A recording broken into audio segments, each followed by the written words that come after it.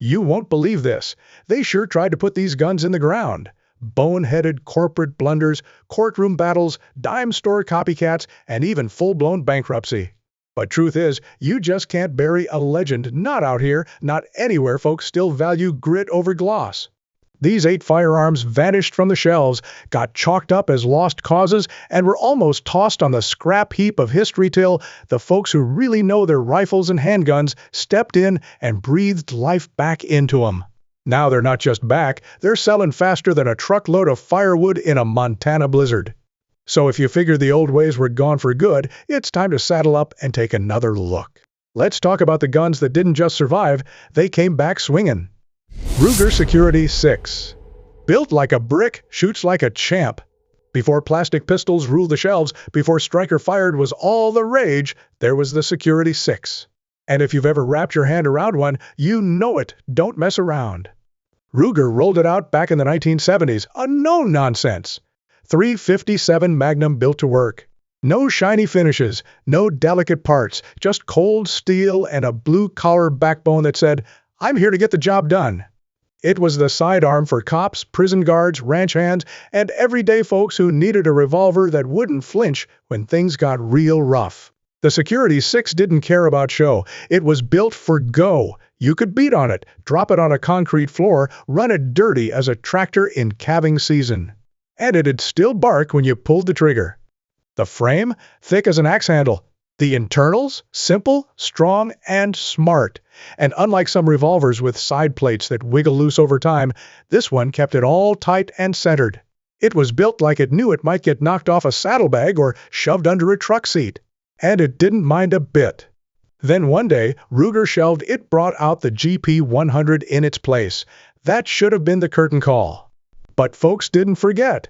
Nowadays, shooters are hunting down Security 6s like buried treasure because, in a world full of finicky, over-engineered handguns, this revolver still does what it always did, shows up, shuts up, and handles its business. Smith & Wesson Model 19.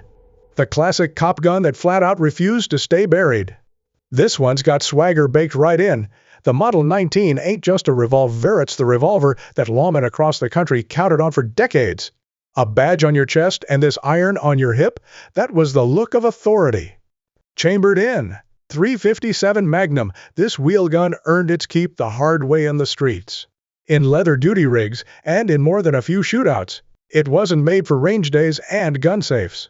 This was a no-nonsense duty gun with a bite you didn't forget. Smith & Wesson teamed up with legendary Border Patrol shooter Bill Jordan back in the 1950s to get this one just right. The mission? Bring Magnum muscle to a frame light enough to carry from sunrise to sunset, but stout enough to hold up when things got sideways. What came out of that partnership was the K-frame Magnuma revolver that ran slicker than creek water and hit like a sledgehammer.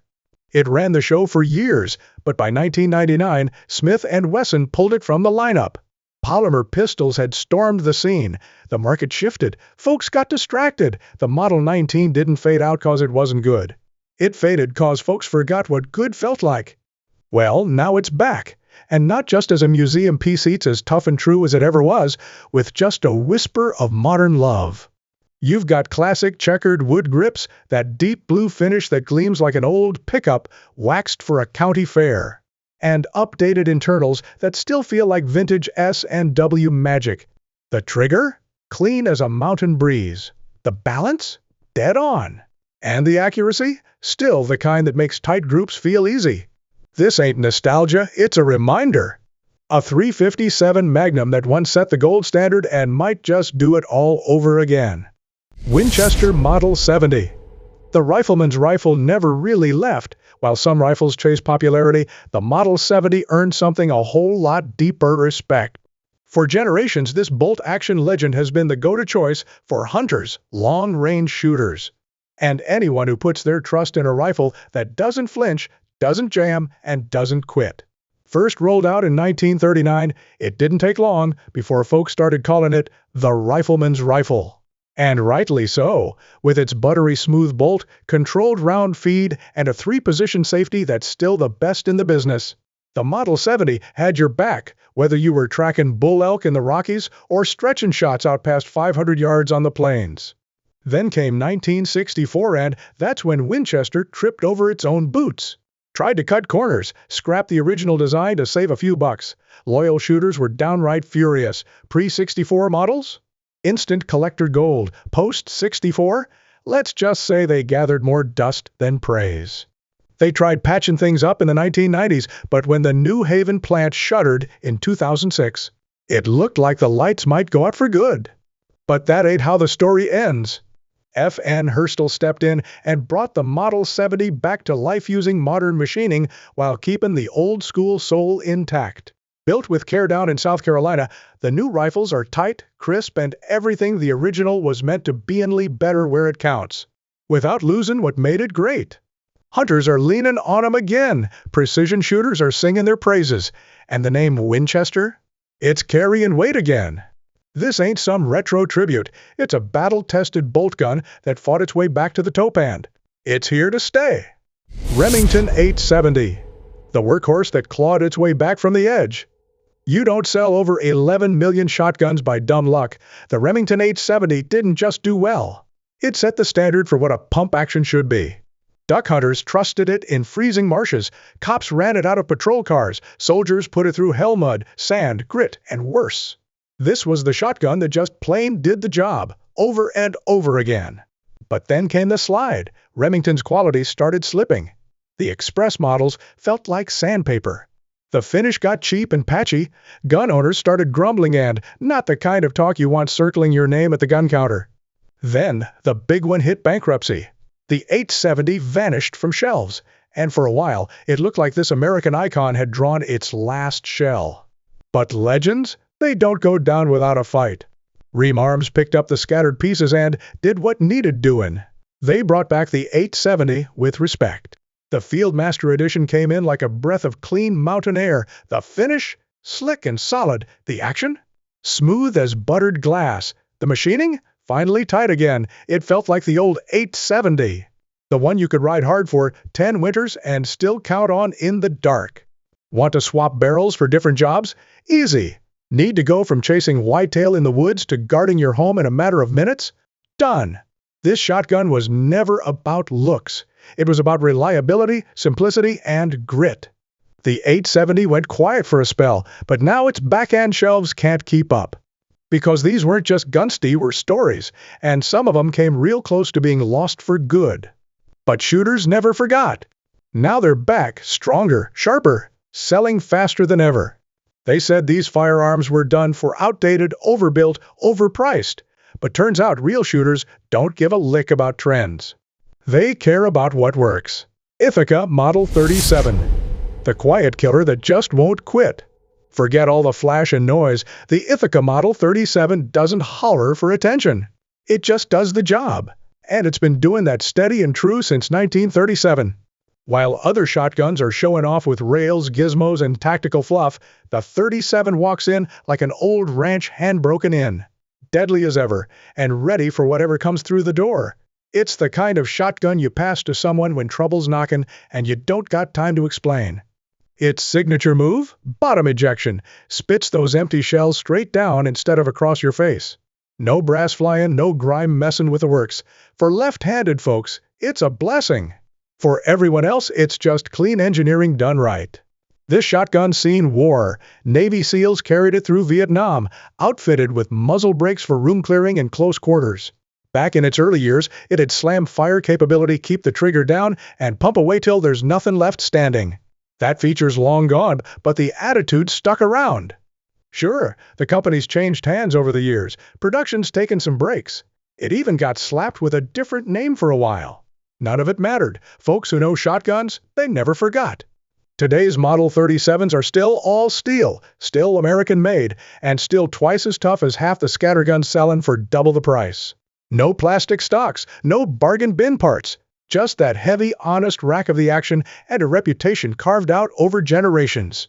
It ain't loud, it ain't fancy, but it's still here.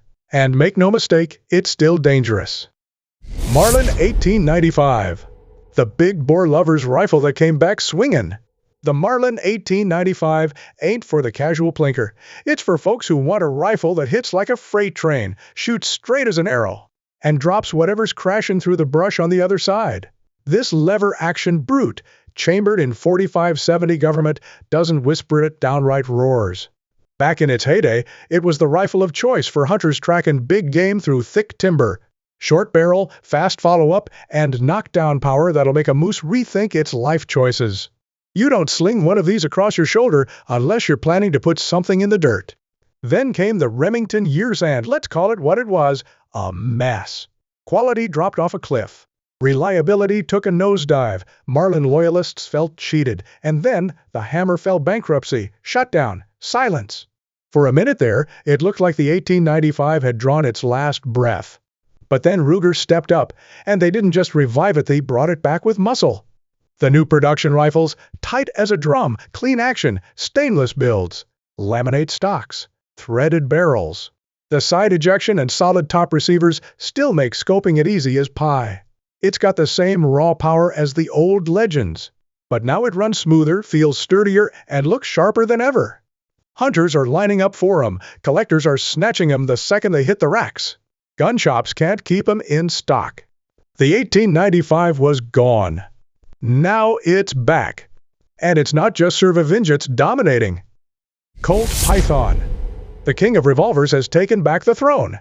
For a good long while, the Colt Python was the revolver everybody dreamed of, but almost nobody could get their hands on. That silky smooth trigger, those hand-fitted internals, and a look that made every other wheel gun feel like a tin toy. This wasn't just a handgun, it was a legend with a steel crown.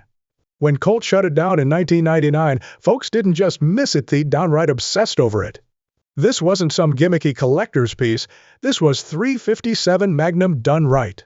Cops carried it, movie stars flaunted it, and shooters everywhere swore by its pinpoint accuracy and drop-dead looks. The full underlug, the ventilated rib, that crisp double-action pullet was pure revolver royalty. Then poof, it vanished. Prices shot through the roof. Pre-owned models crept past $3,000. Gun shops whispered about comebacks. Rumors swirled like smoke, but for 2 decades, nothing. Then came 2020. Colt finally brought it back, and brother, they didn't half-step. They re-engineered the guts, beefed up the frame, and forged the whole thing out of tough stainless steel. The trigger? Smoother than ever. The balance? Feels like it grew right out of your hand. And the looks? Still stops folks in their tracks. This ain't some tribute piece, it's a true return. And it's flying off the shelves like it never left. They said the revolver was dead. The Python just chuckled and came back sharper than ever. M1 Carbine. This here's the rifle that just wouldn't fade away. Wasn't ever meant to stick around this long. It was built for one job, light, quick, and easy to tote. Back in World War II, Korea, even over in Vietnam, soldiers who didn't need the full heft of an M1 Garand slung this little carbine on their shoulder. Radio men, officers, paratroopers, you name it, they all counted on the M1 Carbine to pull them through when things got ugly. Now, it didn't have the reach of a full-size battle rifle, and it sure didn't hit like a .30-06. But what it did have was pure handling and speed. It pointed fast, shot smooth, and never weighed you down on a hard march. After the wars wound down, the carbine started to slip into the shadows. Military surplus dried up. Folks chasing tactical gear drifted over to ARs. Collectors nabbed up the last few still floating around. The rest? They got tucked away in closets and old gun safes, gathering dust. But then something shifted. Shooters began looking back. Lightweight, soft recoil, plenty of rounds on tap. Sound familiar? Suddenly, the M1 Carbine didn't seem so old-fashioned anymore. New builds started hitting shelves from outfits like Auto Ordnance. These ain't just knockoff steer faithful to the bone. Same feel, same soul, just made fresh. No, it ain't built for stretching out past a few hundred yards. And no, it won't outmuscle the latest tactical rifle on the market. But if you're looking for a good time at the range, a trusty companion behind the seat of your pickup, or just want to own a straight-shooting piece of American history, the M1 Carbine is back in the saddle. And this time, it's here to stay. Let us know which one of these legends you'd trust, whether it's for your hunt, your range day, or when it really counts. And if you're the kind of shooter who likes no-nonsense, straight-shooting gun content, go ahead and tap that subscribe button. You're watching Beam Firearms. We'll catch you on the next one.